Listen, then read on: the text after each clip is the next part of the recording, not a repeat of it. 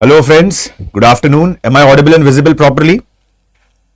Yes, somebody please ping me so that I can begin with today's session.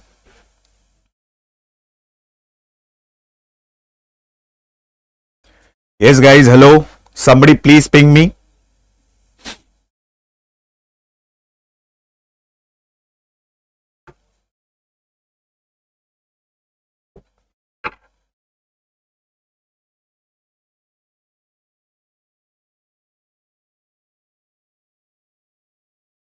Yes guys, good afternoon. Am I audible and visible?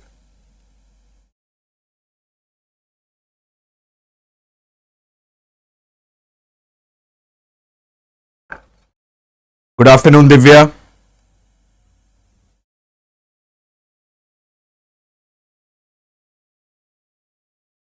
Yes guys, somebody please ping me.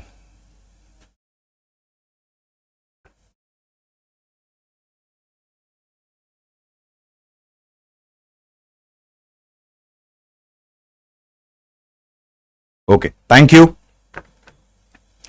So guys, today we are going to start with one of the most important chapters of modern Indian history, and that is specifically we are going to focus on the topic drain of wealth. So my first question to you guys is, who focused on the theory of drain of wealth for the first time? Or who gave the theory of drain of wealth for the first time? Yes guys, any guess? A very famous personality. Like he is also referred as specifically, yes, any idea? The grand old man of India.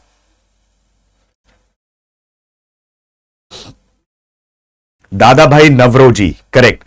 So listen to me very carefully because here I am going to tell you one statement. And there was a direct question in the UPSC mains examination on this statement. And the statement was given by John Sullivan. And the statement goes like, our system acts very much like a sponge, drawing up all the good waters from the bank of river Ganges and squeezing them down on the bank of river Thames. I repeat, our system acts very much like a sponge, drawing up all the good waters from the bank of river Ganges and squeezing them down on the bank of river Thames. So what does this statement actually speaks about? Let's analyze.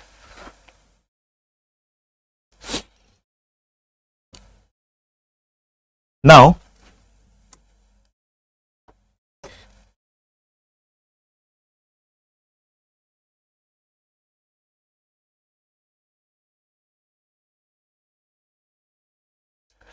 basically, agriculture is majorly categorized into two parts.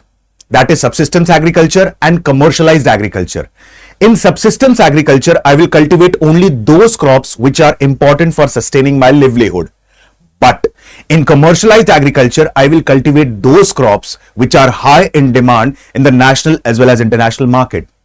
Tobacco, poppy, opium, sugarcane, rubber, jute, all these are what? Commercial crops. So let me explain you this concept with the help of a very simple example. Now when Britishers came in India, they forced our peasants to cultivate commercial crops, particularly cotton and indigo. Now suppose if I am a peasant, I am a cultivator. Now Britishers have told me start cultivating cotton on your field, and for cultivation of cotton we are going to pay you rupees 5, and that too before the harvest of the crop. Correct? Now my crop is ready for the harvest. Britishers are saying if you have to sell it for rupees 1 or 2, then sell it, otherwise keep it. In that case, there are no major capital intensive industries in India, and I am forced to sell this cotton at a petty price of rupees 1 or 2. Now this cotton, it will go to Manchester or Liverpool. From Manchester or Liverpool, it will go to London and it will get converted into manufacture, or it will be converted into textile. Correct? Fine quality, superior quality cotton textiles will be exported to USA, America, and cheap substandard quality of cotton textiles will be coming to India. In very simple language, in very simple words, the market for raw material is India and the market for finished products is also India. Can you imagine, in a very methodological manner, in a very systematic manner, how India's resources are drained out of India? Correct? And this was highlighted for the first time by Dadabhai Navroji in his book, Poverty and Un-British Rule in India. And this theory is referred as drain of wealth. Correct? Now, I'll give you another important example. Like just we have spoke about what? The statement of John Sullivan. And in that statement, what did we see? Our system acts very much like a sponge, drawing up all the good waters from the bank of river Ganges and squeezing them down on the bank of river Thames. I have taken all the good resources from India and all these resources are diverted to London. Did you get the statement now? Now, drain of wealth actually started, particularly after Battle of Plassey. As I have told you, when Britishers came to India after the establishment of English East India Company, the first person to come to India was Captain William Hawkins. He was followed by Captain Middleton and then comes Sir Thomas Roe. In that case, initially these people had come to acquire permission for establishing trading positions in India. But with the passage of time, they have started ruling over India. And initially, they gained all sorts of trust from the Mughals. And Mughals gave them the Diwani rights. Diwani basically means the right for collection of the revenue, particularly from the region of Bengal. And in that case, they got Dastur, they got Nazrana, free trade, everything. And later on, these people started dictating terms and conditions to the local rulers as well as the Mughals. This is not only one form of drain. In fact, R.C. Dutt in his book Economic History of India has also told about different forms of drain. Like one form of drain was home charges. Now what is home charges? I'll give you a simple example. And there has been a direct question in the UPSC examination. What are home charges? Okay. Like, I'll give you a small example. Hope the points are clear, guys.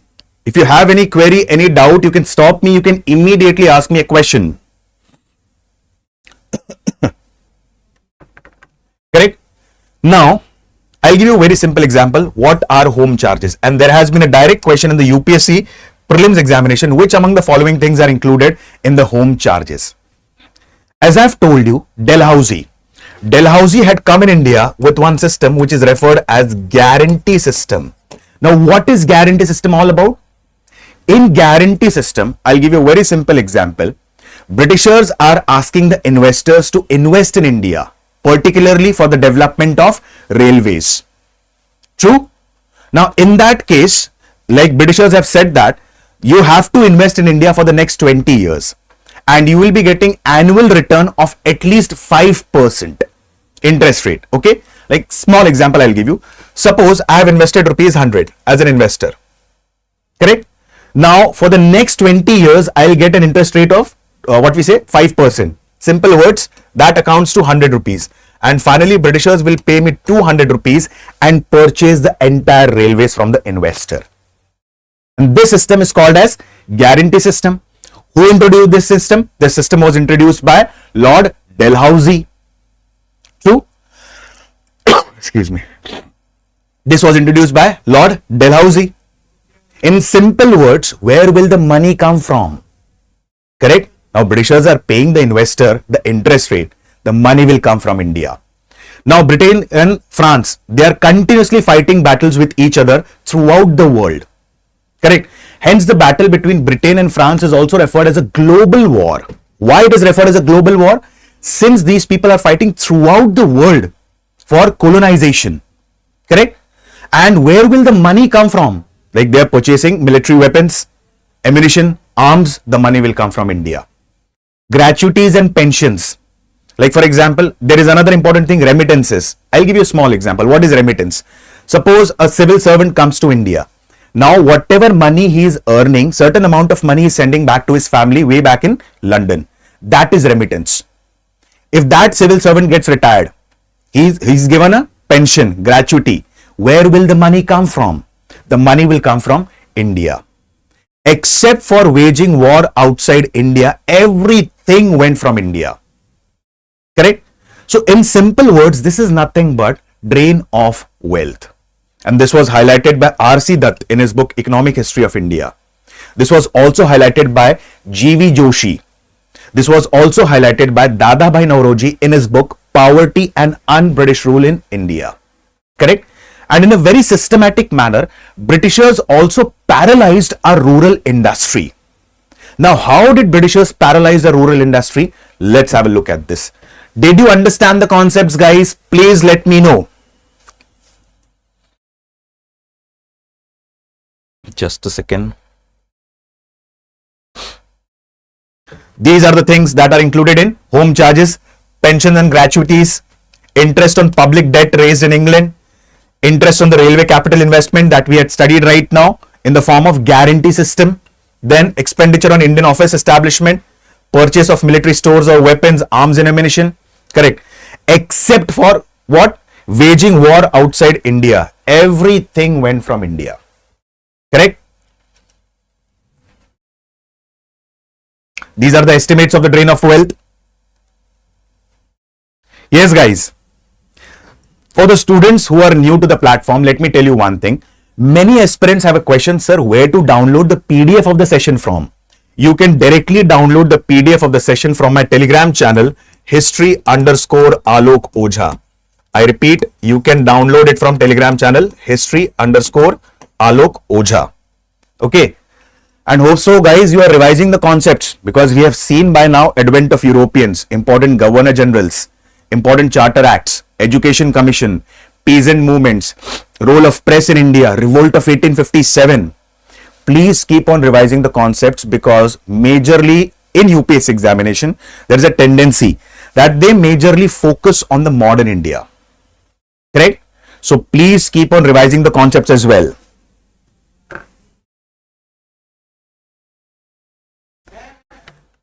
Okay. Now, let me ask you a few questions. On that day, we had studied revolt of 1857. Correct? Who led the revolt of 1857 from the region of Jhansi? Yes, guys. Who led the movement or revolt of 1857 from the region of Jhansi? Very famous lady. Yes, guys. There are two who led the movement from the region of Jhansi. Yes, any guess? Rani Lakshmi Bai ji and Jhalkari Bai ji, if you remember. Correct? Who led the revolt of 1857 from the region of Lucknow? Yes. Hence, guys, I keep on saying that keep on revising the concepts. Who led the revolt of 1857 from the region of Lucknow? We had studied this in quite depth and detail, guys, in the past session, just 2-3 days back. If you remember, Begum Hazrat Mahal ji and Ura Devi ji, they had led the movement from the region of Lucknow. Correct? Now let's understand about Britishers' policy towards Indian handicrafts. Now before I start explaining about the policy adopted by Britishers towards Indian handicraft, let me explain you one important concept, and that is mercantilism. Anyone, what is the meaning of the word mercantilism? Correct. Now listen to me carefully. I'll give you a small example to make you things understand in a very simplistic format. Now suppose I am a trader. I am a trader of, suppose, tomatoes. Correct. Now I am a big trader. In that case, I export tomatoes to the other countries. Now there are two other, what we say, merchants who are selling me the tomatoes. Now these two merchants are purchasing the tomatoes from whom? The peasants, the farmers. Now one merchant, he is doing business with me since past 20 years. And the other merchant is doing business with me since past 2 to 3 years. Correct? So obviously the merchant who is doing business for past 20 years has a lot of capital. Correct? Now both of them are accruing the tomatoes from the same source. That is a peasant. Now in that case, both of them are purchasing at ₹5 and selling me at ₹7. Correct? After some time, the person who has particularly, what will happen in that case? The person who is doing business for 20 years, he'll sell that tomatoes at 7.5 rupees to me. Now, since this person is selling me tomatoes at 50 pice more, what will I do?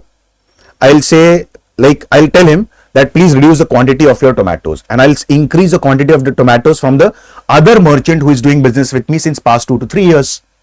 And this was being observed by the other merchant. What will he do? He will purchase the tomato at ₹5 from the peasant, and he will sell that tomato to me at ₹4.5. This is business. Like actually here what will happen? He's not only doing business, he is wiping out the competitor. For certain days, he will suffer losses. Why? Because he has a lot of capital. And once he starts selling the tomato at 4.5 rupees to me, I'll stop trading with the other merchant. Correct? And after that, this merchant, what will he do? This merchant has established a monopoly over the market of tomatoes. Correct? This approach is called as mercantilism. And Britishers have adopted the policy of mercantilism in India to paralyze our rural industry, particularly our Indian handicrafts. Correct? How? Let's understand.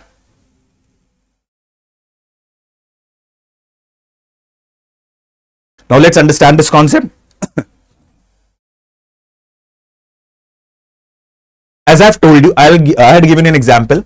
Like when Britishers came in India, they forced our peasant to cultivate cotton. Now suppose they are accruing the cotton at rupees 1 or 2 and selling in India at rupees 10. Very high price. Now just imagine, suppose they have accrued the cotton at rupees 1. Now it goes to Manchester or Liverpool. Now its cost is rupees approximately 2. It gets converted into manufactured textile. Its cost specifically it is around 2.5. It comes to India, the cost is approximately 3 rupees. And at what price are they selling in India? At a hefty price of rupees 10 in India. Can you imagine? Correct? Now, traditionally, our handicrafts are quite famous. Like dhotis and dupattas of Gujarat, the sari of Chanderi, Kanchipuram's sari, Banarasi sari. Correct? Apart from this, our utensils are also famous from the regions of Moradabad. Wooden industry is famous from the region of Meerut. The shawls are famous from the region of particularly Kashmir. The carpets were famous from the region of Lahore. So our handicrafts, they were quite, specifically if you see, our handicrafts were quite in demand in the European markets. Correct? And handicrafts, although they were of superior quality, their price was not that hefty like this. Suppose their price was rupees 5. Now what did we do? When the Britishers' cheap substandard goods are costing rupees 10 to us, correct?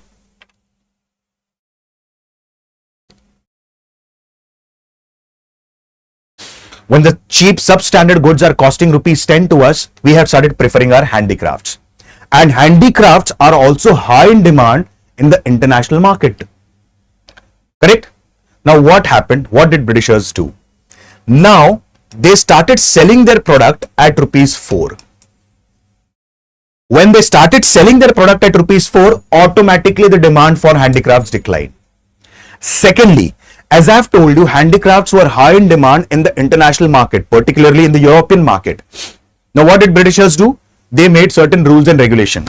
They made certain policies. Like whatever goods are exported out of India could only be exported in the British ships. Plus the duty was very high. Correct? Like for example, these handicrafts cost rupees 5 in India, and suppose in Europe it costs rupees 10.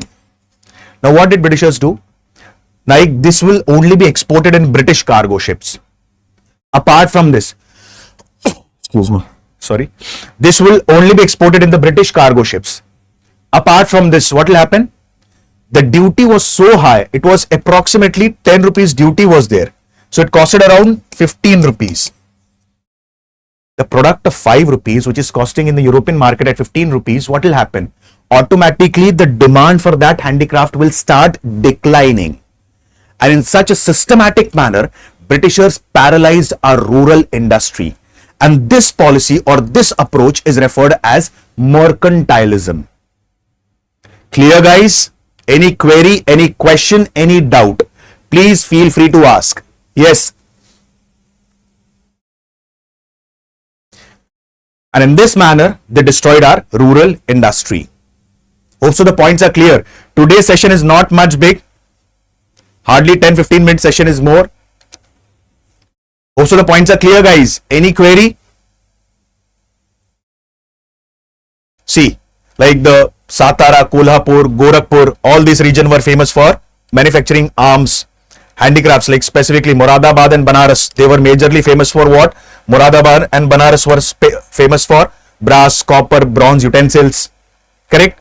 So all these are the traditional handicrafts of India. Now, what is commercialization of agriculture? Let's understand within next 5 minutes. Okay. As I've told you, agriculture is majorly categorized into two parts. That is subsistence agriculture and commercialized agriculture. In subsistence agriculture, I will cultivate only those crops which are important for sustaining my livelihood. But in commercialized agriculture, I will cultivate those crops which are high in demand in the national as well as international market. Like the Portuguese had introduced tobacco in India, cotton, another important commercial crop, then poppy, opium, sugarcane, jute, indigo. All these are commercial crops in India. Now, particularly, how did the Britishers introduce commercialization of agriculture in India? As I have given you multiple examples. I had given you the example of indigo agitation of Bengal, which took place immediately after revolt of 1857. And what was indigo agitation of Bengal? What was indigo agitation of Bengal? Simple words, in very simple words, it is believed that Britishers, when they came to India, they forced our peasants to cultivate indigo on at least 25% of their land. Correct? Suppose I am a peasant, I have 10 bighas. In that case, on 2.5 bigha, I have to compulsorily cultivate indigo. And in that case, what happened? Now, Britishers used to purchase indigo from me and they used to pay very little amount to the peasants. Now, commercialization of agriculture was, although introduced by Britishers in India, it actually benefited the Britishers. Why? Since Britishers were in search of new colonies, correct? And they had a very good market for these products in Europe and America. Getting the points clear? So, although commercialization of agriculture was introduced in India, it benefited the Britishers. Correct. Now, what are the positive impact of commercialization of agriculture? Now, commercialization of agriculture specifically, we can say that commercialization of agriculture, it paved the way for regional specialization of crops. Like I'll give you a very simple example. The northeastern part of India is majorly famous for cultivation of tea. Particularly the Singapore tribe is involved in the cultivation of tea. So this got the regional specialization. Secondly, the Indian market got co-linked to the global market. Although we were not benefiting initially. Correct? Secondly, development of transport network. Now the first thing that crops up in the mind of every aspirant, why there was a development of transportation network or communication network by the Britishers? Because, for example, if cotton is cultivated in the region of Maharashtra, particularly in the region of Deccan, now the region of Deccan needs to be connected to the ports. So for this, they constructed roads. They developed the railways in India. Although we were benefited by these systems later on. Correct? So, excuse me. Although we were benefited later on. So this led to regional specialization of crops. And what are the negative impact? Majority of the peasants, they got indebted. How they got indebted? I'll give you a small example. If you remember Champaran Satyagraha, correct guys? Champaran, it is located in the northern part of Bihar, and here Britishers had introduced one system which is referred as Teen Kathiya system. Now what is Teen Kathiya system? Peasants compulsorily need to cultivate indigo on 3 by 20th part of their land. Suppose I have 20 acres of land, compulsorily I have to cultivate indigo on 3 acres of my land. Now there was a local peasant whose name was Rajkumar Shukla. He invited M.K. Gandhi to conduct a satyagraha in the region of Champaran against the Teen Kathiya system. Now what will happen? In that case, suppose if Britishers, like for example, if the peasants like they decline for cultivation of indigo, what will happen? Britishers will seize their land. And in that case, for cultivation of indigo or a commercial crop, what will happen in that case? Excuse me. I'm really sorry guys. Today a bit of fever and a bit of fever is there and cough and cold. So now what will happen? If I have denied cultivation of the indigo, Britishers will say, now we are going to seize your land. In that case, I'll go to the money lender and I'll take the money on interest and he'll charge a very high interest rate. So commercialization's one of the negative impact was the peasants of India got indebted. Correct? And as I have told you initially itself, who are the major benefiters here? The major benefiters were the Britishers. And commercialization's one of the major reasons was Industrial Revolution in England paved the way for commercialization of agriculture in India. Hope so the points are clear, guys. Any question, any query? Like there was a question that was being asked about the positive and the negative impacts of commercialization of agriculture. And Wellby Commission was appointed to analyze the drain of wealth from India. Correct? And Dadabhai Navroji, he was one of the members of the Wellby Commission. Hope so the points are clear, guys. Yes.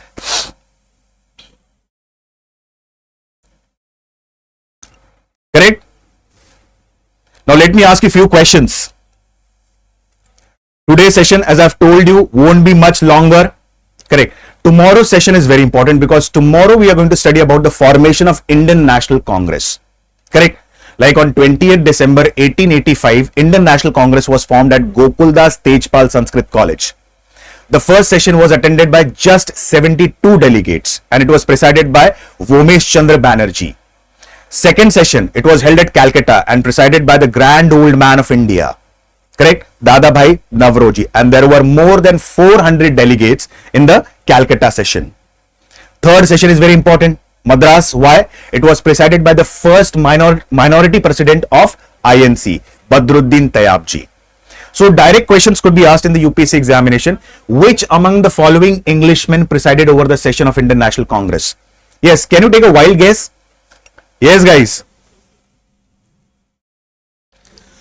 How many Englishmen presided the session of Indian National Congress? Yes, just a guess. There are 4 Englishmen.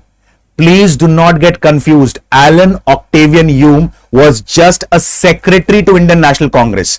He never presided the session of INC. Correct? The INC sessions were presided by 4 Englishmen.